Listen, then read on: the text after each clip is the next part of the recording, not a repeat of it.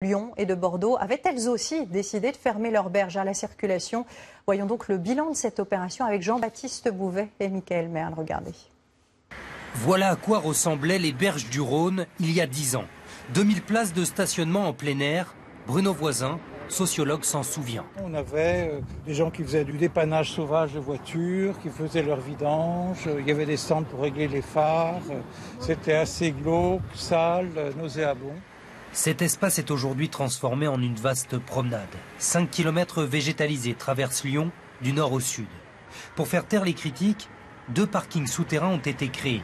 Les voitures sont cachées, enfouies à 40 mètres de profondeur. Au grand air, les loisirs urbains sont omniprésents. De nouveaux équipements, pistes cyclables, piscines et skateparks qui font le plein.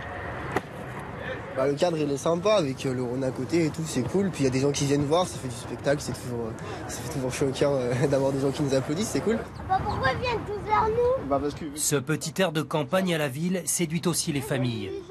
C'est tout propre, on a l'impression d'être complètement ailleurs, plus dans Lyon. Mais ça c'est sympa. Le réseau des transports publics s'est considérablement agrandi. Métro, tramway, bus desservent toutes les banlieues de Lyon. Naturellement, la voiture devient moins indispensable et les usagers modifient leurs pratiques.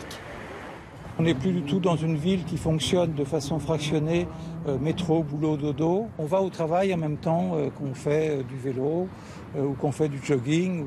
Voilà, je pense que le rançon du succès, elle est là.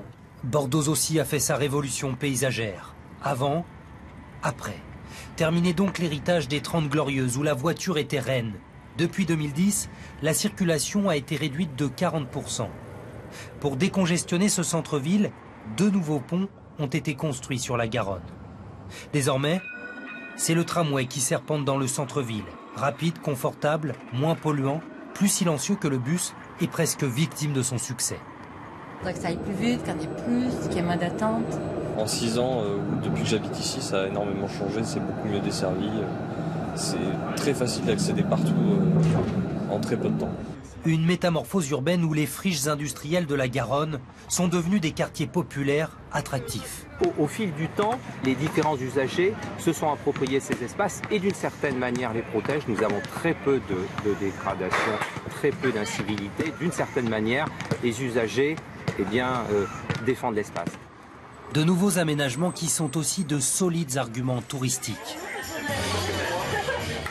En moins de 10 ans, Bordeaux et Lyon ont transformé leur image et doublé leur activité touristique. Si elle veut suivre l'exemple de ces 2 villes, Paris devra totalement réaménager ses berges et pas seulement les libérer.